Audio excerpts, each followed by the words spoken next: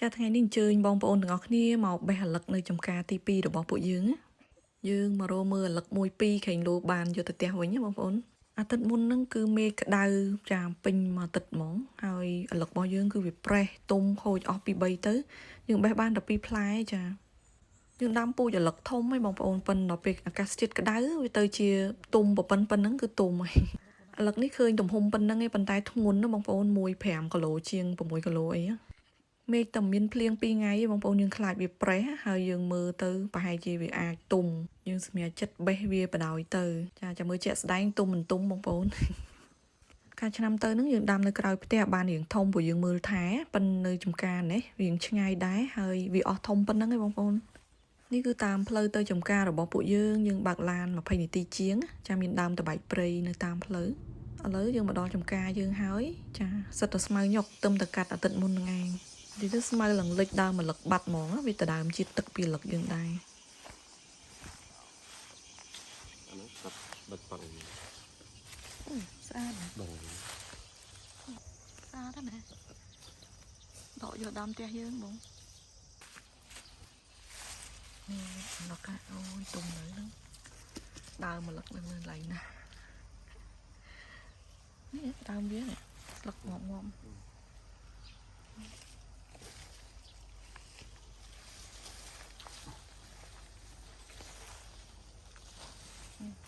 ខូចអស់ពី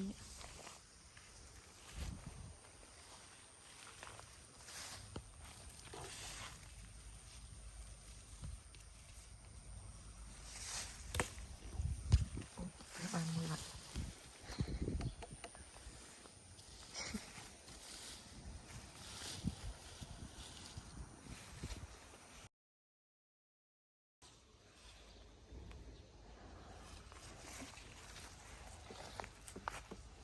ទៅមក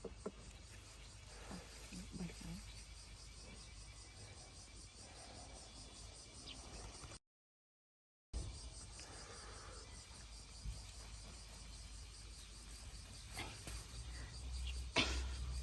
បាក់ចិត្ត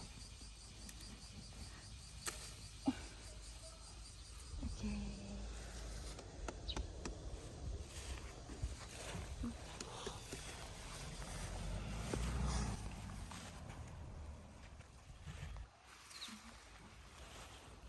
បេះឡើងណាបងនេះអាឡឹកនេះ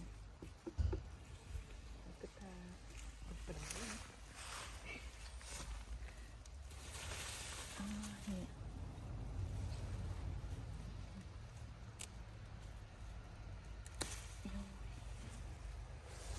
អូសង្ឃឹមថាទុំអូយធ្ងន់ណាស់អាឡឹកនេះធំគួរសម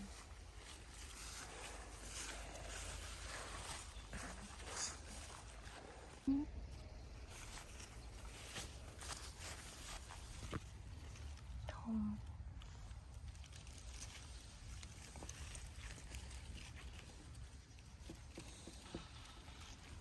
đang tôm nữ nè mình một tới đang tôm nữa miền tiệt á mấy lần à cá đấy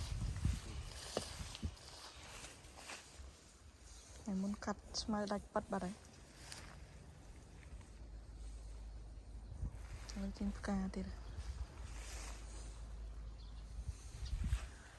cá mấy lần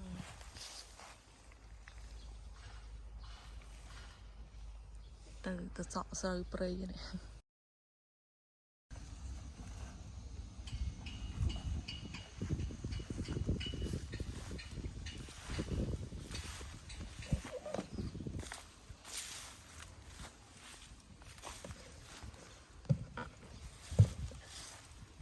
lược ọt lẹ bạch bàn nhầm rồi đừng lừa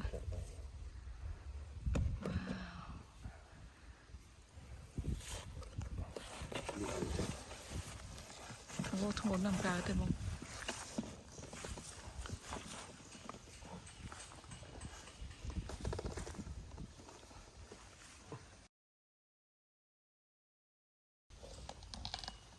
ចាបងប្អូនអើយអលឹកហ្នឹងគឺធ្ងន់មែនតែនមួយផ្លែគឺ5គីឡូជាងចាយ៉ាងហោចណាស់ក៏3គីឡូ4គីឡូដែរហើយយើងបេះបាន5ផ្លែថ្ងៃនេះឆ្នាំទៅដាំដលងច្រើនគឺយើងជូនដលងឆ្នាំនេះជូនអលឹកម្ដងចាកាលណាយើងមានដីទំនេរនៅស្រុកជប៉ុនយើងត្រូវតែកាត់ស្មៅសម្អាតអញ្ចឹងបងប្អូនអត់ទុកចោលឲ្យស្មៅដុះទៅពីទេអញ្ចឹងក៏យើងនឹកឃើញចង់ដាំដំណាំមួយណាដែលយើងអត់សូវចំណាយពេលមកមើលច្រើនតែបានផលដែរក្រៅពីដលងគឺអលឹកនឹងឯង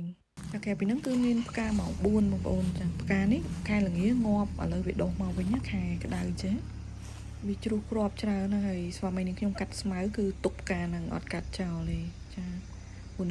ប្រាប់ថាផ្កាម៉ោង4ហ្នឹងស្អាតហើយឈ្ងុយក្អូបពេលវារីកស្រស់គ្នាមកចាអរគុណបងប្អូនទាំងអស់គ្នាសម្រាប់ការគាំទ្រវីដេអូរបស់នាងខ្ញុំយើងជួបគ្នានៅវីដេអូក្រោយជម្រាបលាកុំភ្លេចជួយ share វីដេអូនាងខ្ញុំបានម្នាក់មួយផងបងប្អូន មកសងតែនេះ ឥឡូវយើងចេញដំណើរទៅផ្ទះវិញហើយចាបាយបាយ